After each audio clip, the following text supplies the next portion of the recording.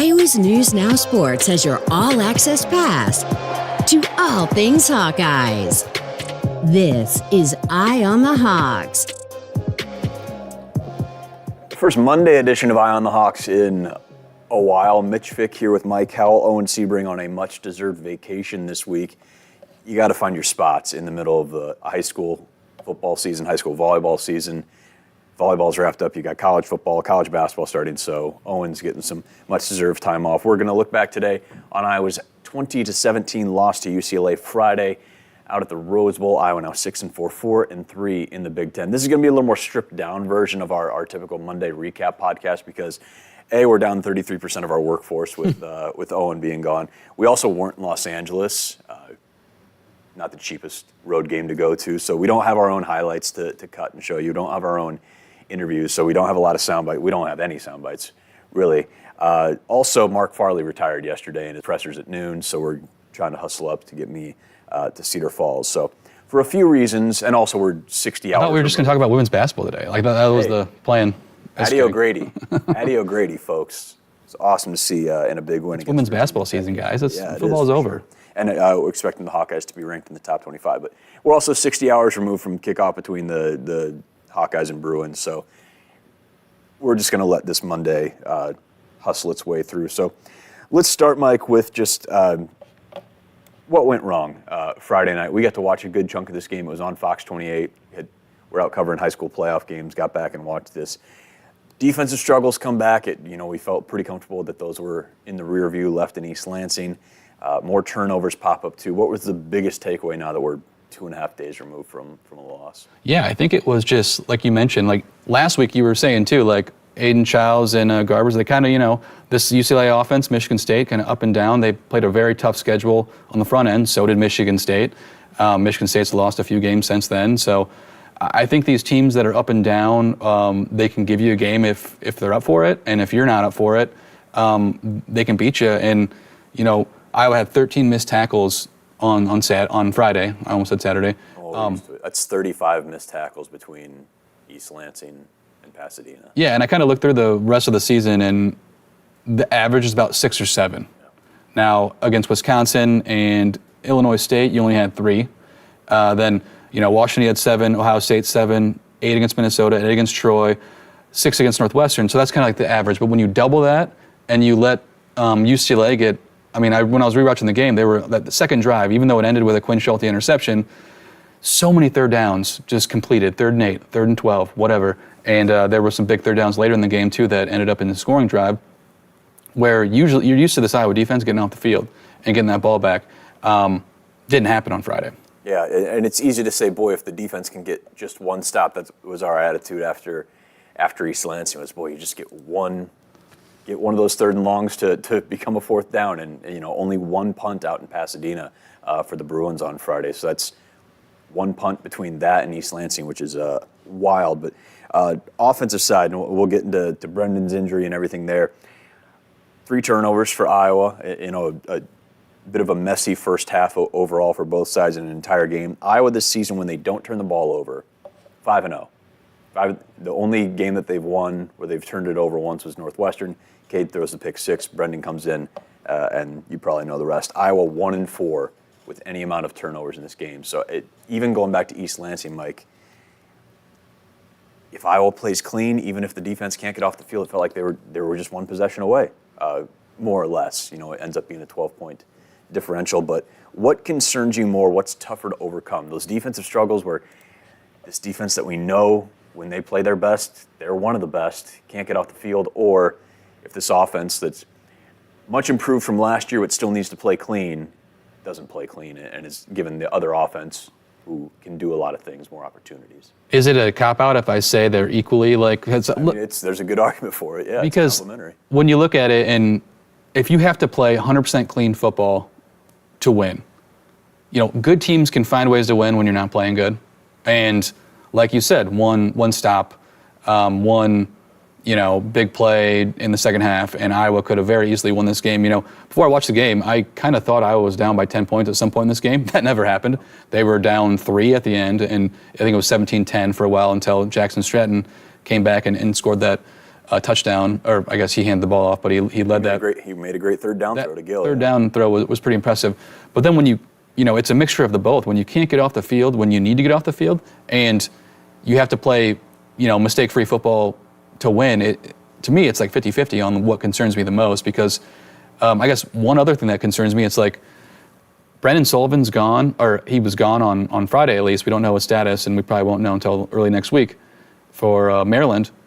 And it wasn't even like, oh, now we're screwed, We're like, okay, let's see what happens with this guy, because that is a concerning thing where this quarterback position we thought was solved, but you saw in that first half it was very skittish. I mean, that's the other side of Brendan Sullivan, right, is that, a lot of talk about him needing to slide just because, not for his own health, but just because of the depth, and those hits can add up. And, a problem Iowa hasn't had to deal with and discuss for a while, really since CJ, because guys haven't been moving a whole lot. Nate Stanley could move a bit. Guy could get 6 yards on a QB sneak like nobody's business, but it's another wrinkle, and ultimately, it wasn't those hits that made him throw 2 interceptions, but, he has the fumble that gets stripped away, and really it was after that. Didn't feel like he was the same player. Takes the big hit on the near sideline there.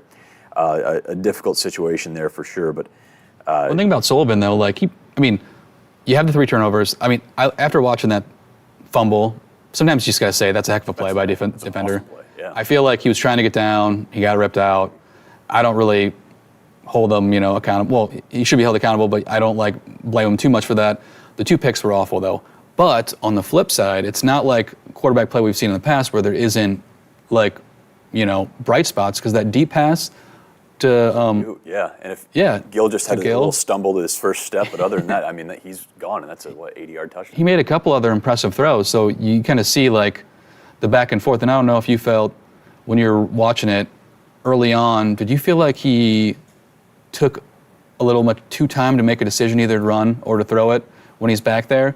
I'm not sure if that's something the coaches are telling him, or if that's just something he's like, I'm waiting for something to develop, and it doesn't happen. I kind of felt like a couple times when he's back there, he was waiting, and, against Wisconsin and Northwestern, he would just bolt, and then that kind of led to that big hit. I don't know, he might have got hit either way, but... A little less instinctual, maybe. Yeah. And again, we talked about the opportunity against a UCLA defense that was, 115th against the pass coming in. Of course, Iowa was pretty good against the rush, and we saw a dead last UCLA team go for triple their normal, and an Iowa rushing attack dropped from 10th to 21st in the nation. They got bottled up. That UCLA rush defense we talked about, they played not the best quality rushing offenses, but you saw there, especially that linebacker who had the 2 picks, as advertised, and looking really well, to your point too. Just a team that's played a lot of really, really good teams, and looked like it. Let's go back to Brendan, though. Leaves with a sprained ankle. Jackson Stratton, who Tim Lester went and saw throw in San Diego not that terribly long ago, who was your number 2, came into the season QB5. Again, one of those guys you're excited that he gets an opportunity and did the most he could with it for the most part. It's just scary when that guy's in, and even Kirk was joking about it you don't want to get that far down in the depth chart where you're moving Kyler Garrardi, who was a great quarterback at North Scott, but you're moving him over from DB to be your number 3, and all of a sudden, there's an opportunity where, he probably, if Brendan's not all the way back, Kyler Garrardi's getting 2 reps this week, which is wild. Yeah. Good for him. He's a fun dude to watch in high school. This ain't high school, though, and it's just an interesting situation. So it does beg the question, what do you think Iowa does with quarterback during the offseason? Because Cade's graduating. I imagine Kyler Garrardi will move back to his position of a defensive back. Is somebody going to transfer out in this? Do you feel like there's got to be, once again, a transfer quarterback in the portal to go along with the Sullivan kid out of Fort Wayne, who everyone's really high on? I think you have to, I shouldn't say have to. I would be concerned if they didn't bring one in. I like the upside that Brendan Sullivan has, but you saw this week, I thought when you get to 3 losses and at the beginning of the season, no matter how maybe unrealistic those goals were, but a lot of fans thought, and players said it too, this could be a playoff team with all the returning talent. When that's off the table, you got to see what do you have at quarterback, because that's the most important position in college football these days. And I almost think if Jackson Stratton has to start on next Saturday, it's not going to be the end of the world, because there were flashes of, okay, he made that 3rd down and 12 throw, which I was like 100% certain we were just going to end up kicking a field goal if he didn't turn the ball over, but it sets up a touchdown. That's a play that, I mean, over the past few years, Iowa quarterbacks don't make. So I'm intrigued, but I haven't seen enough from either quarterback, obviously, from Sullivan to be comfortable heading into next season when you know you're probably going to need a lot more offensive production to be competitive on a tougher schedule, because you have a lot of question marks on defense. And now I only say question marks because they're unproven. We saw a little bit of Jaden Harrell, who would probably be the middle linebacker next year, but you're losing, Jay, you're losing Quinn, you're losing a lot of, Jamari, and you're losing some other players too, Nick Jackson. So that's the only reason I say it's an question marks on defense. You want to know what you have. You don't want to go into the offseason with a hope, because then it limits your ability to get someone from the portal. I think you should always be looking, and this would be like the 3rd year in a row, maybe not the 3rd year in a row, but 3 out of 4 years that you're looking for a quarterback in the portal. So it just helps with depth too, right? Yeah. We talked about coming into this year, the difference in the room between last year. It's Cade, Deacon, Joey, Marco, Hawkeyes. A bunch of those guys aren't there now. We came into this fall with Cade, Brendan Sullivan, Marco, and Jackson Stratton. All of a sudden, your top 4 have some sort of Division I football experience in some way, shape, or form. Far cry from where you were last year, where Deacon had very minimal reps. Marco hadn't played yet. Hawkeyes was a walk-on, and Labus had filled in the bowl game a couple of years back. You didn't have a whole lot of, at least here. Jackson Stratton. Yeah, I know he went 4 of 17 during his playing days at Colorado State, but kid had taken D1 reps, and I'm sure it helped in some way, shape, or form. I was looking around a little bit with no foundation of logic or hint or what would happen here, but okay, who are the Iowa guys, or who are guys with Iowa ties who went somewhere else to play quarterback? Would there be any opportunity? The first name that came to my mind was Cam Miller, who is out of eligibility after this year. He came back for a 5th year at North Dakota State, so he's done. Just to maybe salt the wound a little bit for Hawkeye fans, I guess. Miller, who's obviously had a fantastic career with the Bison, they just had a bye week. He has thrown for just over 2,000 yards this season, 18 touchdowns, 0 interceptions. He hasn't thrown. Pretty damn good. And he's run for 200 plus and I think 5 or 6 scores. So I'm just happy for Cam Miller. That kid was so fun to watch at Solon. So that's off the table. And then there was a kid from Dowling who went to Penn State a couple years back, and you wonder somebody like that want to come home. Seems like he's really happy at Penn State, and that was one of his dream schools. But sure, you just start looking for the options. The what if? Who's the next Cam Ward who maybe comes out of an FCS school and goes to a Power 5 and sets the world on fire? I was just thinking about him, because when you look at it, if Miami didn't have Cam Ward, now I know they lost this weekend to Georgia Tech team. They would have lost 3 or 4 games exactly. Before. I mean, Cam Ward is holding that team together. It's a game changer, and obviously we're looking now at Iowa tie quarterbacks because you don't know who's going to be in the portal, and it's kind of I don't want to speculate what players might jump in the portal, but obviously you should look at everyone when it's in there. And when you look at a Cam Miller who's just down the street at Solon, and I know it's FCS, but you just sit there and wonder, he's got the talent. I mean, sure. North Dakota State is basically, an FBS team with talent. Hawkeyes, about North Dakota State. It's not a stretch to say he couldn't have done it, and at least at Iowa, when the quarterback play has been as bad as it has been the past few years. Yeah, and there's probably a lot of folks that don't even remember Cam Ward started at Incarnate Word FCS school and did really well, and then went to Wazoo. And you were talking about him. I was talking about him Incarnate Word. I was man, this kid, really good. So yeah, I think that'll be the next evolution. It kind of already is of the quarterback and the transfer portal. Is you get a guy that goes to an FCS school and has success in his first or second year. All right, that's FCS, and it unfortunately downgrades FCS a bit to almost like a JUCO status, which is a shame. But that's just how the game's kind of evolved there. So, can I ask you a question about the Maryland game in 2 weeks? Yeah. So, to my point earlier, that I kind of want to see Stratton get a start because he showed flashes or whatever. Figure it out. Yeah. If Cade is fully healthy, would you rather see Stratton or would you see Cade play? Cade would start. No, I know he would, but what would you rather see? Just to see what the kid has. I'd still rather see a veteran start on the road and maybe. Sure. It's not even a case where Jackson could be your red zone quarterback, right? I don't think. I don't think so. Get a chance to run. The arm's there though. We heard last week that he had some zip, and boy, that third down to Gill, he had some zip on it. Speaking of Iowa's fifth and final road game of the regular season, Iowa now 1-3 away from Kinnick in 2024. They're 12-10 on the road and at neutral site games since the start of 2021. Now that does include bowl games. That includes 2 Big Ten title games where they play a Michigan team that made the playoff and one that won the Natty. Includes that game against Tennessee in the bowl game last year where things got out of hand. Does this feel like a team, though, that kind of loses itself a bit? And it also includes a couple games at Ohio State. So they're playing really high-quality teams in some cases away. But that team that was just at the Rose Bowl on Friday is not the team we've seen in Kinnick.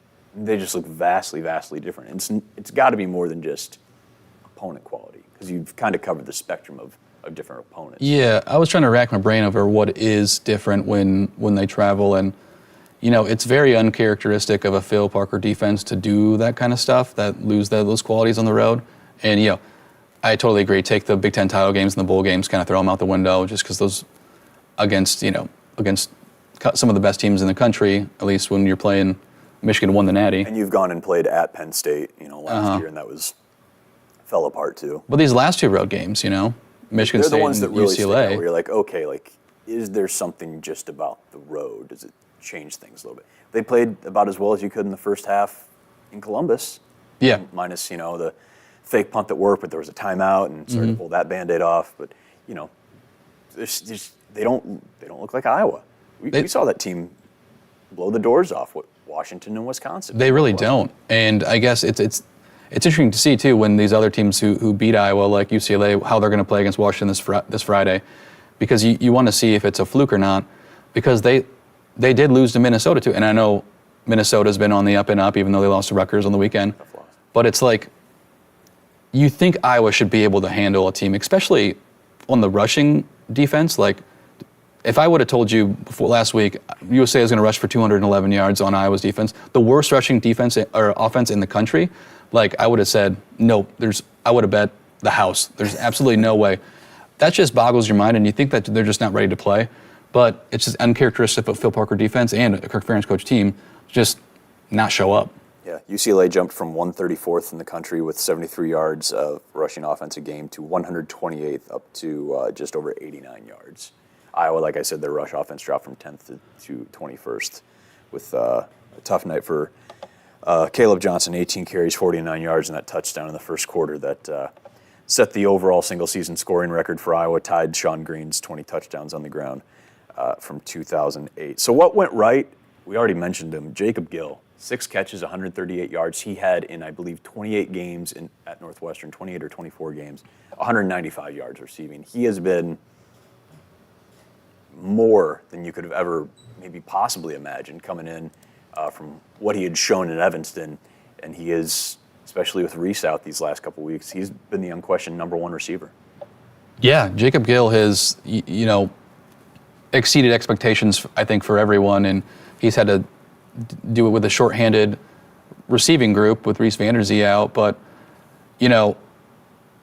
his performance on Friday really opened up that Iowa can pass the ball, but it makes you think, they did that and they were unsuccessful on the ground. This Tim Lester offense, they want to be able to successfully run the ball, and they just couldn't do that.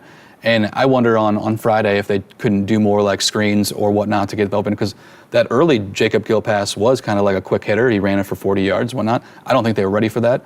But what can you say about that? Finally a deep ball that's completed.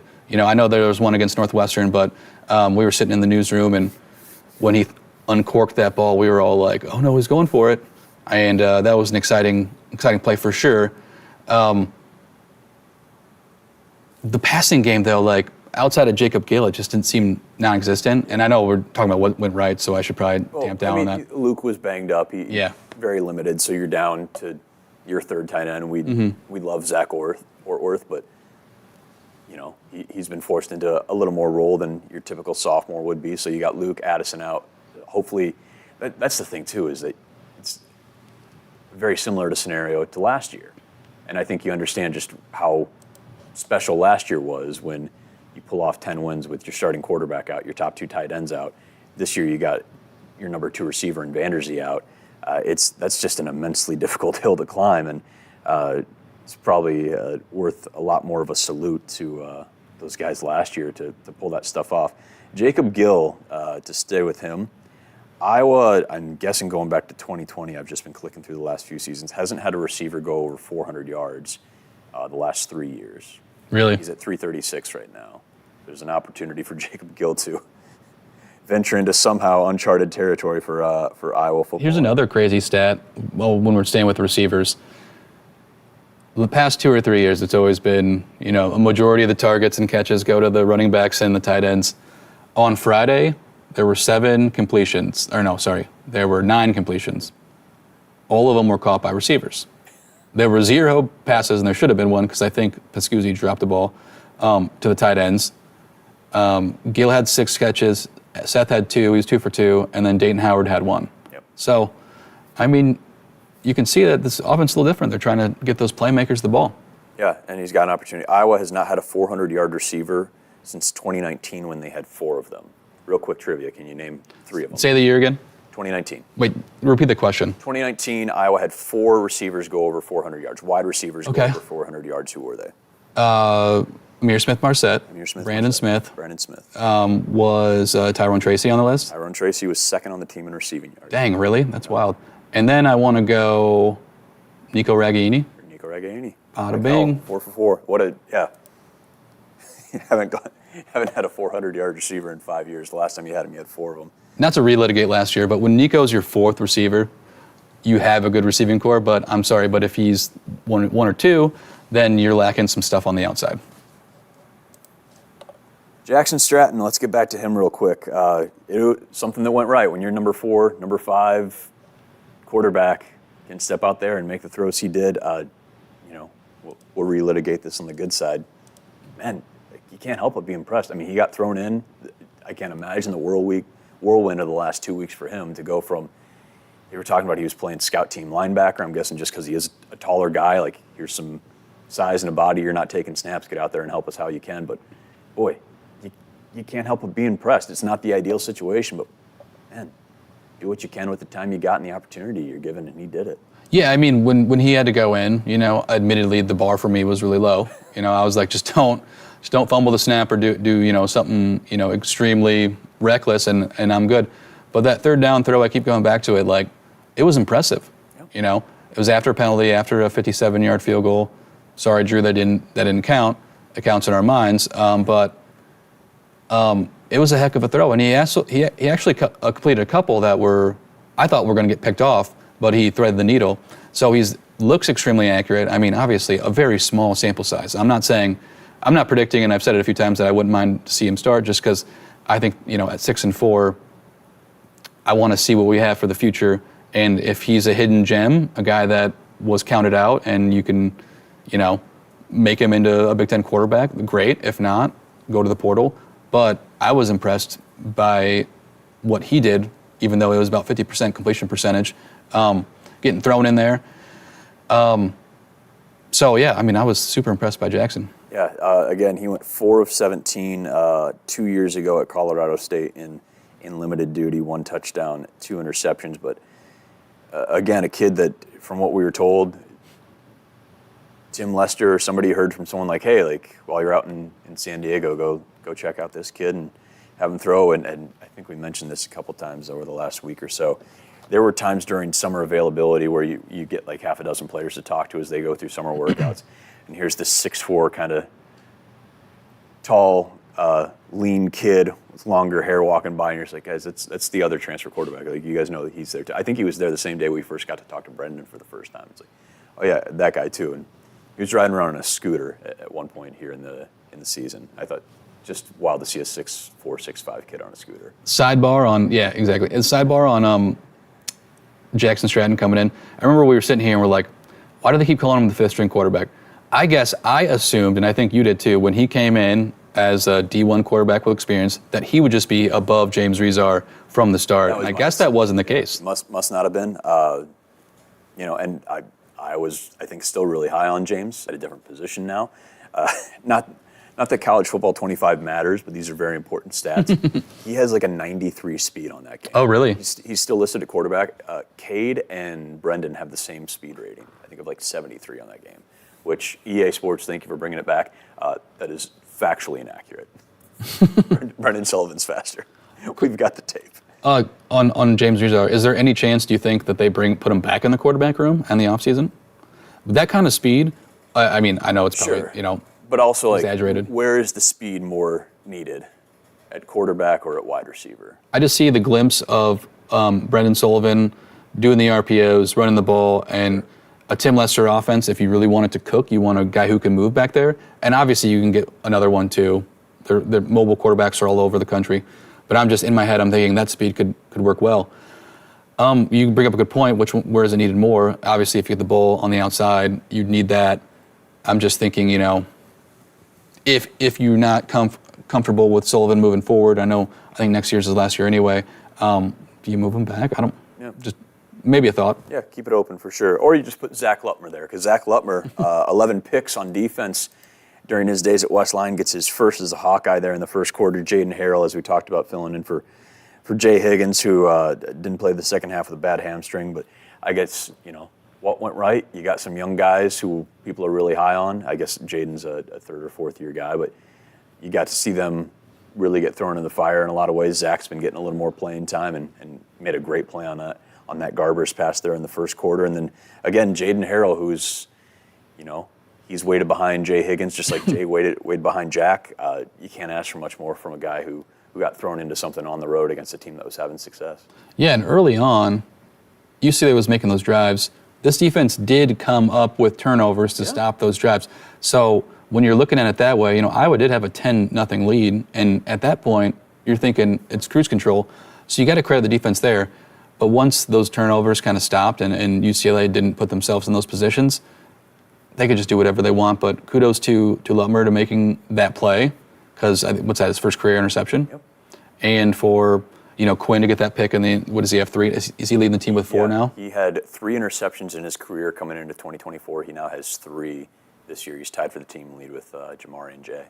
Really cool to see for him. Mm-hmm. This is not a what went right, what went wrong. It's a little more what went wrong, but an interesting stat. I think this was during the Penn State game in 21 that Fox threw up that stat of Iowa just does not lose since 2015 games where they lead by 8 or more. Obviously, that scenario occurred on Friday, and they lost. Here's the stat now. Iowa, after 2023, after last year, was 71-2 in games since 2015 where they've led by 8 or more at some point. They are now 77-4 in those games. They've had 2 losses this season where they've led by 8 or more at some point in the game. The Iowa State game and now at UCLA. And again, I don't know how to analyze that because they're very different teams and different games that occurred in this year at least. But what do you make of that, Mike, if anything? Or am I just digging on numbers and finding patterns that... No, it's definitely like when you have a trend that sways that much, because it was, heading into the season, what was it? 71-2. 71-2. 71-2 since 2015 in games where they had led by at least 8. They don't blow leads. I mean, yeah. But which is very much, as much as Hawkeye fans maybe malign it, of just like, get the lead and hang on for dear life. I always won a lot of games that way, but yeah, 100%. A little changer. Now, there's 2 ways I think to look at this team, because I always, you always hear defense doesn't... Travel? Well, not that one. I'm trying to think of it. But defense, year to year, defense doesn't always stay the same. Sure. And it has for Iowa the past few years. Now, the defense, mostly the same players. You're missing an all-star, Cooper DeJean, who's doing a heck of a job in Philly right now. He had a fun game yesterday in Dallas. Yeah. You're missing 2 defensive ends who may be more important than we thought. I mean, not saying that they weren't important, but I thought, Herkett and Craig would just plug in there, and they really haven't done as much as we thought they would. It's a tough call to fill in for. 100%. And I do wonder, not that this team doesn't have great leaders, they got a lot of 6-year guys, Mm-hmm. but Joe Evans was built different. Logan Lee, I think everybody just immediately looked up to a guy like that. And you do wonder, not just on the D-line in terms of performance, but 2 guys who were captains at some point. Logan Lee was what Logan Jones is this year, filling in for Cade. But yeah, that production, and they certainly produced and got a lot of tackles over their career, but then just that leadership, yeah, you wonder. I mean, this is that no man's land Monday, Tuesday, where you're just trying to find any sort of rationale and trying to figure out what went wrong and what is it, and you throw a bunch of stuff at the walls. And it's a bye week, so we can't ask the players about it. Yeah, we will get the coordinators tomorrow. We'll be recapping all that on Wednesday. But yeah, you just start spinning the wheels, especially when, again, it's not just a loss. These are scenarios that don't happen a lot. They don't blow 10-point leads. They don't give up 400 plus. And now it's not a pattern, but it's happened a couple times. 100%. And I think it all starts up front because Iowa is good. Iowa defense is best when their defensive line is getting pressure with 4. Here's an interesting stat from Friday. Iowa's defense had 18 hurries on Garbers, 0 sacks, and only 1 QB hit. They were only able to get there because he's kind of shifty back there. Yeah. When you go back to Wisconsin, they had something like 4 sacks or whatever. Yeah. Did they have a lot of sacks that game? Or I think it was YA. They had a lot of hurries. YA had that one. Against Northwestern, there were more sacks there. Yeah, I mean, Garbers, he's just shifty, man. He does not go down. And even, the one pass gets tipped up and intercepted. Lutmer made a great play on the other, but after that second interception, and he had the fumble, I guess, going into the end zone, but that second half, he couldn't have played any better. He couldn't really, and so that's kind of what I'm seeing is you're going to have to blitz, and I think they did blitz a few times, and then Garbers was able to get the ball out, and I remember there were a few underneath routes that were successful against that defense, and so when I'm looking at year to year, that's what I'm saying. I don't see the pass rush. It's up and down though, because against the games you win, when teams are chasing, they can get to the quarterback. When you can't get to the quarterback, that's almost, the key, it seems. Yeah, you can't give good quarterbacks time, and that's whether it's Aiden Childs or Ethan Garbers that's been a consistent in these 2 road losses against teams that Iowa's been favored against is you can't give them time and you can't give them the opportunity to make plays, and that's what happened. Speaking of not making plays, let's talk about my picks and Owen's picks and recap those. Good for Mike in the middle of a minefield, doing a heck of a job on Let me pull these up real quick. Yeah. We also have discussed Mike needs a new headshot for those of you watching on YouTube. That's growing the mane out a little bit. That picture's from 9 years ago, Mike. Yeah, for real. No, it literally is from.